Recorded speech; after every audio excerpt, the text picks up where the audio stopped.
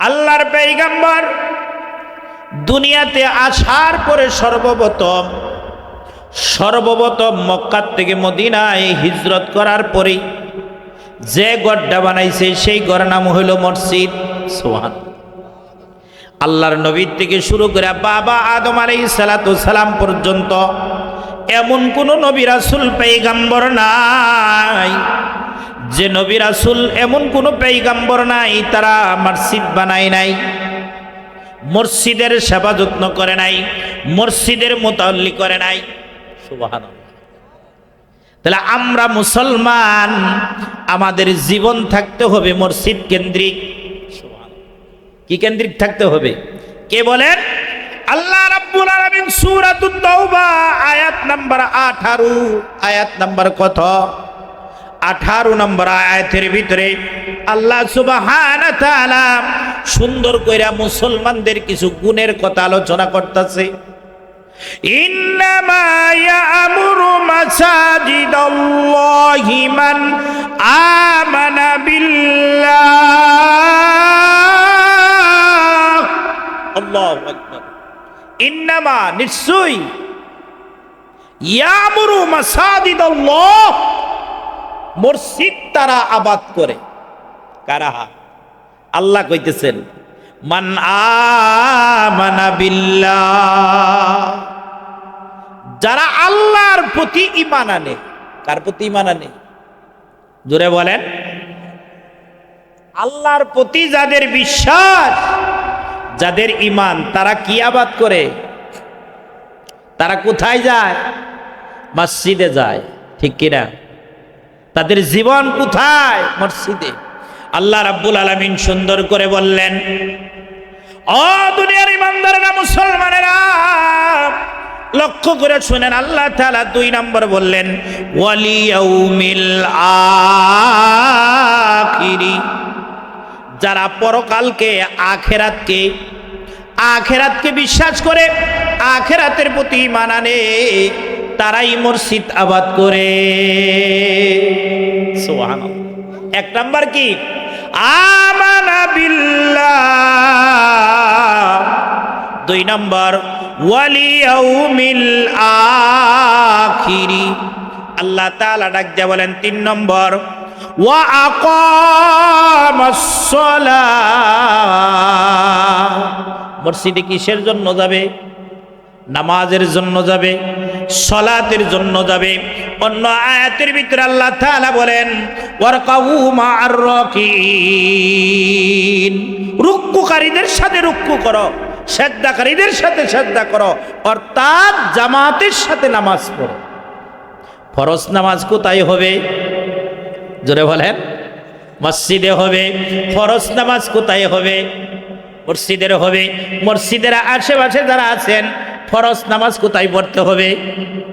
মসজিদ ছাড়া হানাফি মাযহাব অনুযায়ী ইমামে আযম আবু হানিফা রাহমাতুল্লাহ আলাইহির মত অনুযায়ী, ও বন্ধু, যদি কেউ ঘরে নামাজ আদায় করে, ফরজ নামাজ, সুস্থ আছে, উজুর নাই, বিনা উজুরে মসজিদ ছাড়া ফরজ নামাজ আদায় করলে তার নামাজ আদায় হবে না।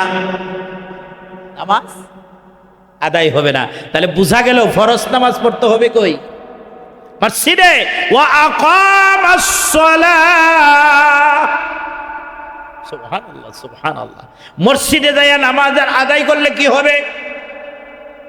আল্লাহর নবী হাদিসের ভিতরে ইরশাদ ফরমান, কোন ব্যক্তি যখন ওযু করিয়া, কি করিয়া?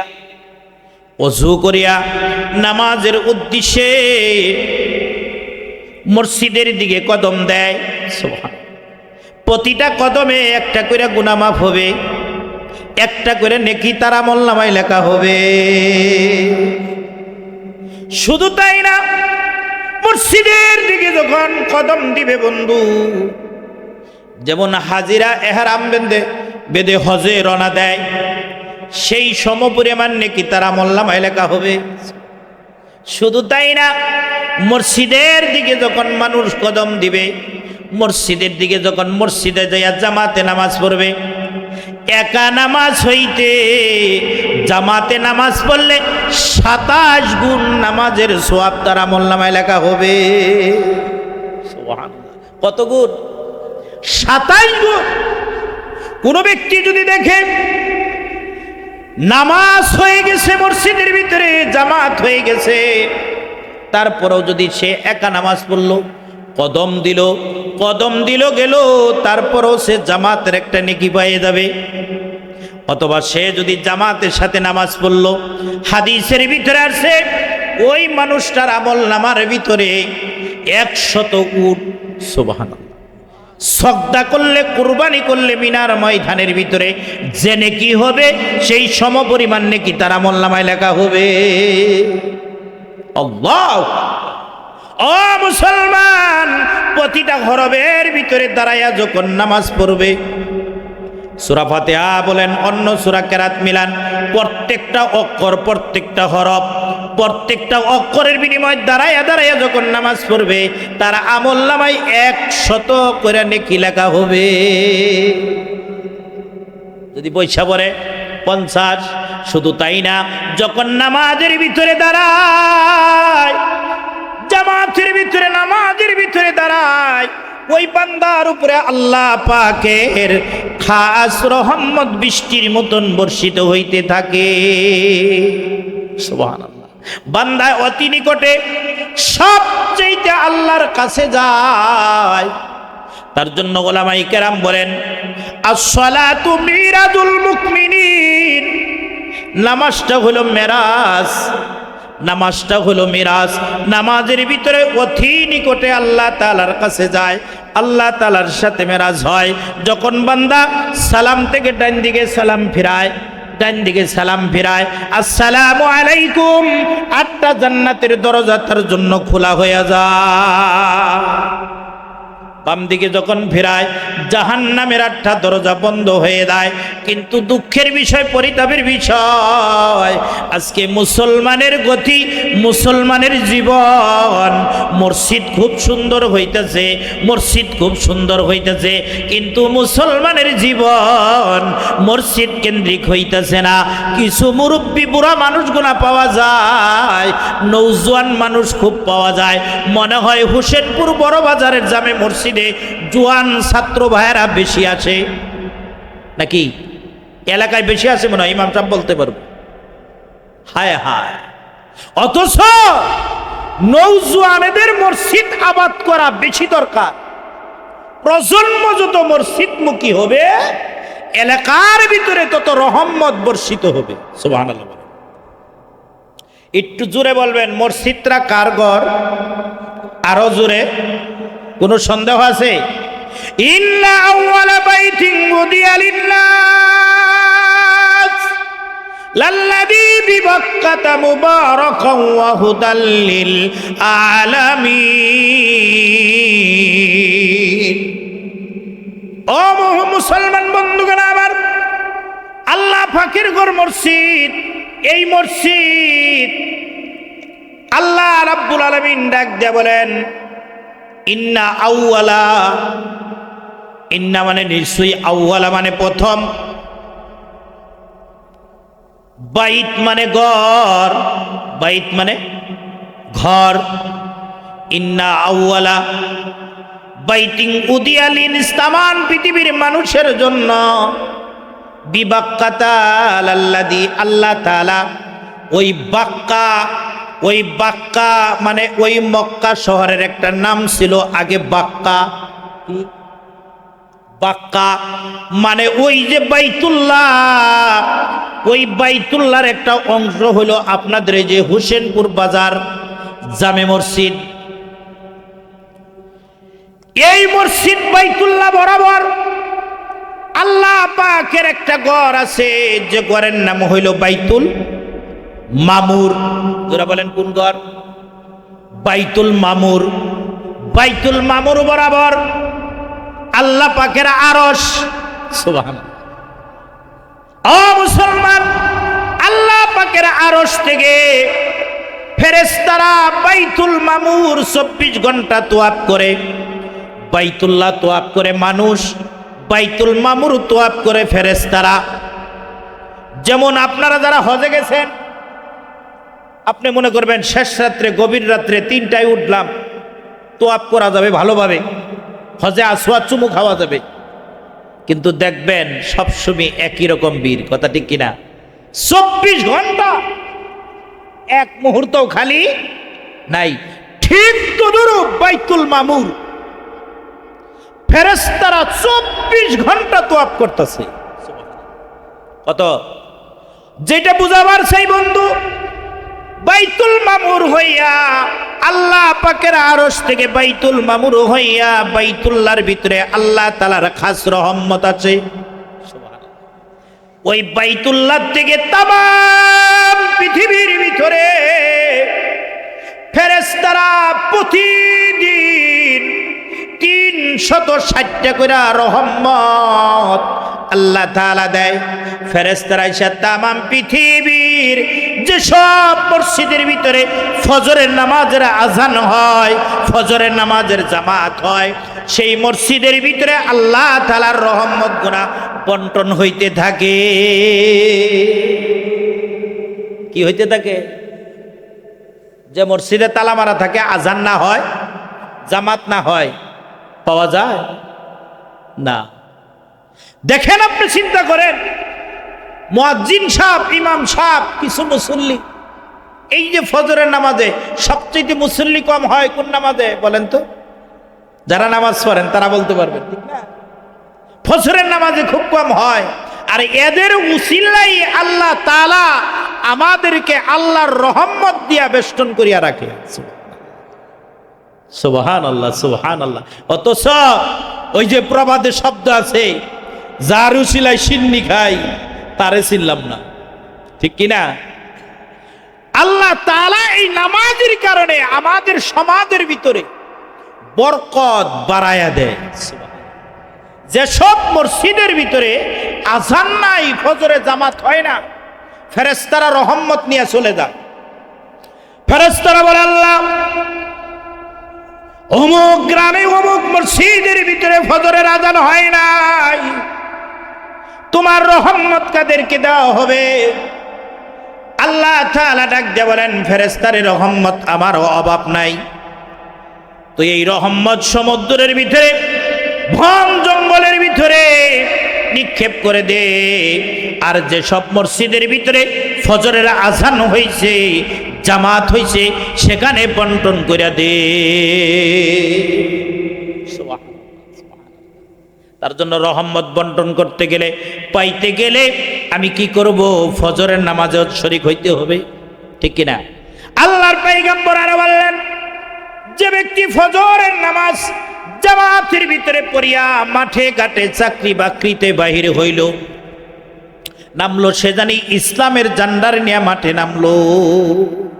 সুবহানাল্লাহ। কি নিয়া? ইসলামের জান্ডার। আর যে নামাজ ছেড়ে দিয়া দোকানদারি, ব্যবসা, চাকরি বাকরি নামলো, সে শয়তানের জান্ডার নিয়ে মাঠে নামলো। নাউজুবিল্লাহ। বর্তমান সমাজের ভিতরে ফজরের নামাজ পড়া ব্যবসা বাণিজ্য চাকরির ভিতরে বেশি নামে না নামাজ ছেড়ে দে বেশি নামে? আপনারাই উত্তর দেন। তাহলে মুসলমানের জীবন কি মসজিদ কেন্দ্রিক আছে না নাই? মসজিদ কেন্দ্রিক আছে? জরিপ করলে কি বোঝা যায়? আরো আসে না, হাদিসের ভিতরে আসছে, হযরত আবু বকর সিদ্দিক রাদিয়াল্লাহু তাআলা আনহু, 1 নম্বর সাহাবী, ইসলামের প্রথম খলিফা, মক্কা নগরীর ভিতরে শিল্পপতি ছিল, ধনী মানুষ ছিল। কালেমা পড়া মুসলমান হওয়ার পরে আল্লাহ আল্লাহ রসুলের জন্য মাল খরচ করতে করতে করতে করতে করতে করতে এমন অবস্থা হয়েছিল, আল্লাহ রসুলের সামনে একদিন চটে চট, এরকম চটের জামা পরিধান করে হাজির। সুবহানাল্লাহ বলেন। কিনে হাজির? চট। জিবরাইল আলাইহিস সালাতু ওয়াস সালাম আল্লাহ রসুলের কাছে আসছে। কার কাছে? রসুলের কাছে আসছে চট পরিধান কইরা। কি পরিধান কইরা? এইদিকে খেয়াল করেন, ওনারা আসবে, হয়তো দান কিছু দিবে, লিখবে, করবে, আমরা যে অন্যদিকে মুড় দেন, ওয়াজের মজা পাবেন না, অন্যদিকে যাবে গা। একটু জিকির করেন, লা ইলাহা ইল্লাল্লাহ, লা ইলাহা ইল্লাল্লাহ, জোরে। আসমান সুন্দর, জমিন সুন্দর, আরো সুন্দর গাছপালা, তাহার চেয়ে অধিক সুন্দর, তাহার চেয়ে অধিক সুন্দর আমার নবী কামলিওয়ালা, লা ইলাহা ইল্লাল্লাহ। সবাই আপনারা কি জিকির পারেন না? একটু জোরে কর, জিকির করলে তো আর সমস্যা নাই নাকি? লা ইলাহা ইল্লাল্লাহ জোরে। ডাইনে মাটি বামে মাটি, নিচে মাটির বিছানা, ডাইনে মাটি বামে মাটি, নিচে মাটির বিছানা, ওপরেতে বাঁশের ছাউনি, ওপরেতে বাঁশের ছাউনি, চিন্তা করে দেখো না, লা ইলাহা ইল্লাল্লাহ, লা ইলাহা ইল্লাল্লাহ, লা ইলাহা ইল্লাল্লাহু মুহাম্মাদুর রাসূলুল্লাহ সাল্লাল্লাহু আলাইহি ওয়াসাল্লাম। জিবরাইল চট পরিধান করে আল্লাহ রাসূলের সামনে হাজির। আল্লাহর নবী ডাক দিয়ে বলে, জিবরাইল কেন আপনার গায়ে চট? জিবরাইল বলেন, নবীজি গো, শুধু আমার গায়ে নয়, আকাশের যত ফেরেশতা আছে সকল ফেরেশতার গায়ে চট। সুবহানাল্লাহ। আল্লাহর নবী ডাক দিয়া বলেন, জিবরাইল কারণ? জিবরাইল আলাইহিস সালাতু ওয়াস সালাম ডাক দিয়ে বলে, ওগো নবীজি, আপনার একজন সাহাবী যার নাম আবু বকর, আপনার মহব্বতের কারণে আল্লাহর জন্য, দিনের জন্য এত অর্থ সম্পদ ব্যয় করেছে। তার গায়ের ভিতরে যে জামাটা পরিধান করছে, এই জামার ভিতরে সেলাই কইরা চামের তালি দিয়া চট দিয়া সেলাই করেছে। তার সম্মানার্থে আমি জিবরাইল সহ আকাশের সমস্ত ফেরেশতা চটের জামা পরিধান করেছি। ও মুসলমান, লক্ষ্য করে শুনেন, হযরত আবু বকর রাদিয়াল্লাহু তাআলা আনহু প্রখর রৌদ্রের ভিতরে দুপুর বেলা নামাজের সময় হয় নাই, এমন সময়ের ভিতরে মসজিদে হাজির। কিছুক্ষণ পরে হযরত ওমর হাজির। একে অপরের বলে, ওমর, এখন তো নামাজের টাইম হয় নাই, কেন আপনি হাজির? ওমর বলে, ওগো আবু বকর, পেটে খানা নাই, গড়াও খানা নাই, শরীরটা অস্থির, দুর্বল, কোথায় যাব? আল্লাহ পাকের ঘর মসজিদে হাজির হয়ে গেছি। দুইজনে যখন কত কথা চলছে, কিছুক্ষণ পরে আমার আপনার মায়ার নবী হাজির। সুবহানাল্লাহ, সুবহানাল্লাহ। আবু বকর ডাক দিয়ে বলে, নবীজি গো, আমরা তো আসছি এই উদ্দেশ্যে, আপনি কেন আসলেন? লম্বা ঘটনা বন্ধু, কিতাবের ভিতরে আসছে। আল্লাহর নবী বলেন, আবু বকর, ওমর, তোমরা যে কারণে আসছো, তোমাদেরকে যে কাজে বাধ্য করেছে, সেই একই কারণে আমিও আল্লাহর নবী আসছি। কি বুঝাইলেন? জোরে বলেন। পেটে খানা নাই, ঘরে খানা নাই। তাদের জীবন চলছিল কোন জায়গায়? মসজিদ কেন্দ্রিক। মানে কি শিক্ষা দিলেন? কি শিক্ষা দিলেন? কি বুঝাইলেন? শ্রেষ্ঠ মহামানব, শ্রেষ্ঠ নবী, মহামানব শ্রেষ্ঠ নবী পেটে খানা নাই, মসজিদে আসলেন। উম্মতের শ্রেষ্ঠ নাম্বার 1 সাহাবী আবু বকর জান্নাতি, সেও মসজিদে।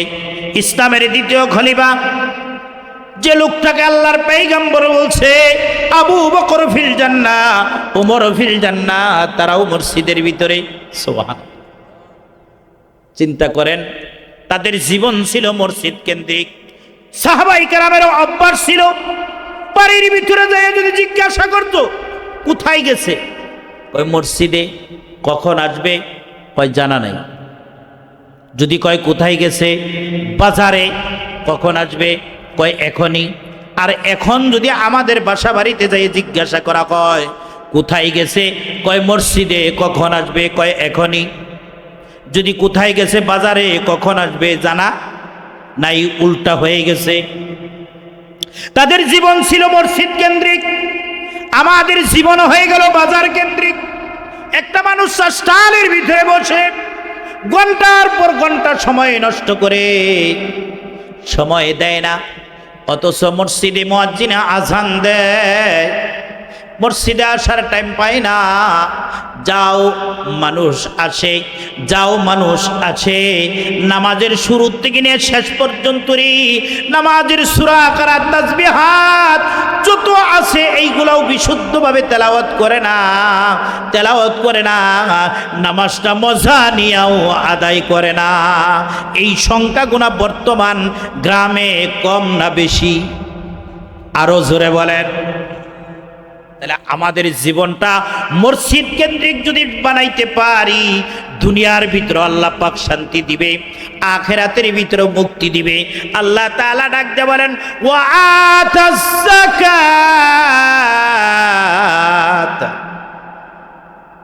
আল্লাহ তাআলা মুসলমানদের একটা গুণ হইল তারা যাকাত প্রতিষ্ঠা করবে। আল্লাহ তাআলার দেওয়া, আল্লাহ তাআলা যে রিজিক দিছে, ওয়া মিম্মা রাযাকনাহুম ইনফিকুন, আমার দেওয়া তোমাদেরকে যে রিজিক দান করেছি এইখান থেকেই ব্যয় করবা। এইটা একটা মুসলমানের গুণ। আর একটা গুণ হলো ওয়ালাম ইয়াখশা ইল্লাল্লাহ, আল্লাহ ছাড়া আর তারা কাউকে ভয় করবে না। কাউকে ছাড়া, আল্লাহ ছাড়া আর কাউকে ভয় করবে না। মান আমানা বিল্লাহ ওয়াল ইয়াউমিল আখির ওয়া আকামাস সালাহ ওয়া আতাজ যাকাত ওয়া লাম ইয়াখশা ইল্লাল্লাহ। সুবহানাল্লাহ। 5টা গুণের কথা এখানে আছে। জি, 5টা গুণের কথা এখানে আছে। কয়টা গুণের কথা? 5টা গুণের কথা আছে। আল্লাহর রাসূল হাদিসের ভিতরে এই আয়াত থেকে মুফাসসিরিন কেরাম বললেন, তারাই হলো ঈমানদার, তারাই হলো মুসলমান যাদেরকে তুমি মসজিদে যাইতে দেখো। আর তারাই আল্লাহর প্রতি ঈমান আনছে যারা মসজিদ আবাদ করে, যাদের জীবন মসজিদ কেন্দ্রিক হবে। তারাই পরকালকে বিশ্বাস করেছে যারা তাদের জীবন মসজিদ কেন্দ্রিক হবে, মসজিদ আবাদ করবে। এখন যদি আপনারে মসজিদে না দেখি, আমি কেমনে করে আল্লাহর এই কথা অনুযায়ী বলবো আপনি ঈমানদার? বলা যাবে? আল্লাহ কইছে আপনার সম্পর্ক মসজিদের সাথে থাকলে আপনি ঈমানদার। আপনি যদি বলেন আমি পরকালকে বিশ্বাস করি, কিন্তু আপনি মসজিদ আবাদ করেন না, মসজিদে আসেন না, আপনি কি পরকাল বিশ্বাস করেন? যাদের ভিতরে পরকালের বিশ্বাস আছে তারাই মসজিদ আবাদ করে। কথা ঠিক কিনা? পরকাল কি? এটা বাংলা শব্দ, আরবিতে বলে আখেরাত। আপনাদেরকে বলি, মৌতের পরে যে জিন্দিগি, মৌতের পরে যে জিন্দিগি, লম্বা জিন্দিগি, কবর থেকে শুরু হবে, কবর থেকে শুরু হবে জান্নাত জাহান্নাম পর্যন্ত। এই লম্বা জিন্দিগির নাম হইল কি? আখিরাত। তাদের ভয়, তাদের উপরে বিশ্বাস কাদের থাকবে? দূরে বলেন, কাদের থাকবে? যারা মসজিদ আবাদ করে তাদের থাকবে, মসজিদে যারা আসে তারা থাকবে। হ্যাঁ, বুঝছেন? বুঝাইতে পারলাম?